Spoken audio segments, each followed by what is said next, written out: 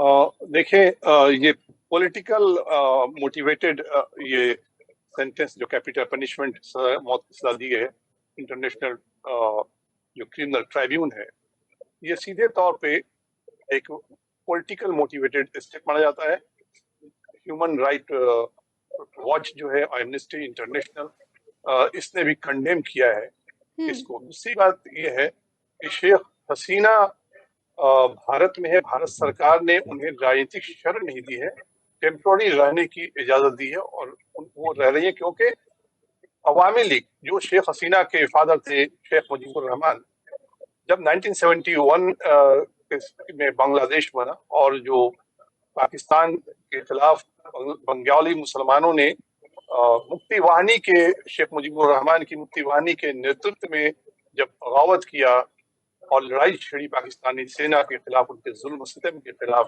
तो भारत ने साथ दिया था। और फिर 1975 में शेख मुजीबुर रहमान, उनकी पूरी फैमिली को मिलिट्री कूप में मार दिया गया, और उनकी जो अभी मौजूदा राष्ट्रपति थी शेख हसीना, और इनकी बहन वो जर्मनी में थी, और इसलिए ये बच गई। भारत के साथ एक पुराना काफी घनिष्ठ पारिवारिक रिश्ता भी रहा है। पॉलिटिकल क्लास जो यहाँ है, चाहे वो रूलिंग है चाहे अपोजिशन में, उस जमाने में वाजपेयी थे बीजेपी की तरफ से। ऐसे में और खास करके शेख हसीना चूंकि उस जख्म को भूली नहीं जो पाकिस्तान ने दिया था बांग्लादेश को और इनके परिवार के साथ जो हुआ, तो भारत से बड़े मजबूत रिश्ते हैं।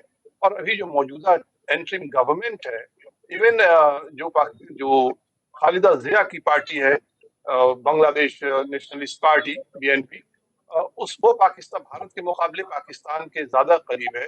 ऐसे में नहीं लगता, ये बात कहना मुश्किल है कि भारत प्रत्यार्पण करेगा, क्योंकि अगर प्रत्यार्पण करता है, इन्हें वापस भेजता है, तो आने वाले समय में जो अवामी लीग पार्टी है और तो वो रिश्ते पे भारत को वो माफ, पॉलिटिकल क्लास को भारत सरकार लेकिन हाशमी जी, को यहाँ पर आप कह रहे हैं माफ नहीं कि करेंगे। मुझे नहीं लगता कि भारत भारत प्रत्यार्पण करेगा, लेकिन आपको नहीं लगता सर कि अगर शेख हसीना को भारत अगर प्रत्यार्पण नहीं करता है, बांग्लादेश को अगर भारत सरकार नहीं देती है, बांग्लादेश को नहीं सौंपती है, तो भारत और बांग्लादेश के बीच रिश्ते खराब होंगे?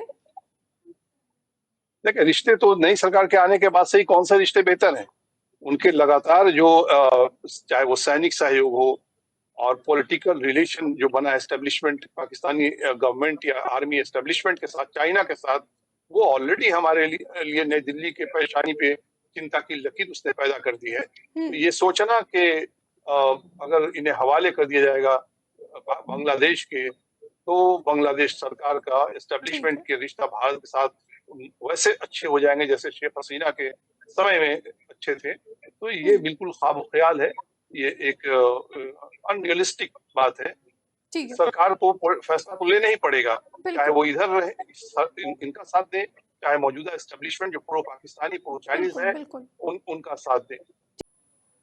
और देखिए, ऐसा है सिद्दीक कि शेख हसीना ने जिस तरह से निरंकुश शासन चलाया, देखिए उनके काम को, उनके कार्यकाल को 3-4 अलग अलग परतों में समझना होगा।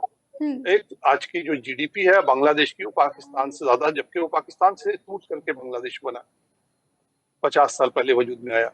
और लेकिन वहां का जीडीपी 450 बिलियन डॉलर है और पाकिस्तान का जीडीपी 373 बिलियन डॉलर है, जो पाकिस्तान बांग्लादेश से बड़ा भी है।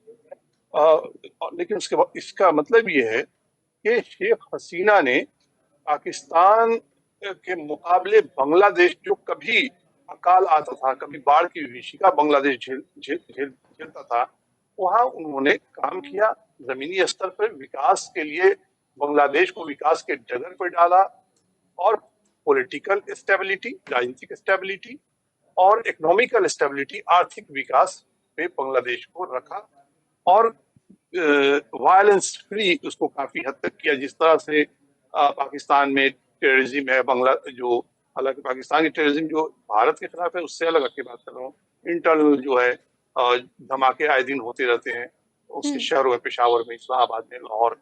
बांग्लादेश में ऐसा देखने को नहीं आता है। लेकिन शेख हसीना के साथ एक बात ये रही कि उन्होंने निरंकुशता के साथ शासन चलाया। तो इंसान जो जैसा बोता है वो काटता भी है, उसके लिए भी तैयार रहना चाहिए। शेख हसीना ने 2000 आपको 14 का इलेक्शन को अपोजिशन ने बैकआउट कर दिया।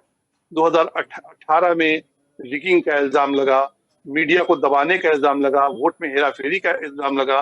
2024 में भी फिर अपोजिशन ने इलेक्शन का दूसरी बार बैकआउट किया इसको रिगिंग को लेकर के। तो जिस तरह से वहां पे प्लस शेख मुजीबुर रहमान के जो उनको किल किया गया फैमिली को, उसके लिए 5 इल्जाम में उनको मारने के इल्जाम में 2010 के करीब जहाँ तक मुझे आता है 5 पूर्व फौजी अफसरों को फांसी दी गई।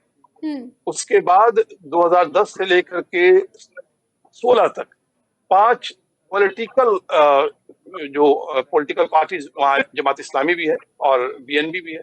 4 बांग्लादेश में नरसंहार के आरोप में 4 जमात इस्लामी के लीडर्स को फांसी दी गई और एक बांग्लादेश नेशनलिस्ट पार्टी उनको फांसी दी गई। तो 10 लोगों को वहां पे फांसी दिया गया और हजारों, खास करके बांग्लादेश नेशनलिस्ट पार्टी के लीडर को शेख जिया जो है मिसेस जिया, उनको जेल में डाल दिया गया करप्शन चार्जेस में। उनके पार्टी के हजारों लीडरों को जेल में डाल दिया गया, स्टूडेंट विंग के हजारों लीडरों को जेल में डाल दिया गया। तो एक लावा अंदर हालांकि इकोनॉमिकल कंडीशन बेहतर हुई, बांग्लादेश की हालत फिनेंशियली सुधरा, बाढ़ की विभीषिका जो हर साल बाढ़ तबाह करता था बांग्लादेश को, अकाल जो है भूखा है बंगाल ले साथी, आज से 50 साल पहले ऐसा जो बोलते थे, वो सब चीज पर कंट्रोल पाया, उस चीज को खत्म किया। हमसे जुड़े रहने के लिए हमारे YouTube चैनल को सब्सक्राइब करें और नई वीडियो की नोटिफिकेशन के लिए बेल आइकॉन को दबाएं।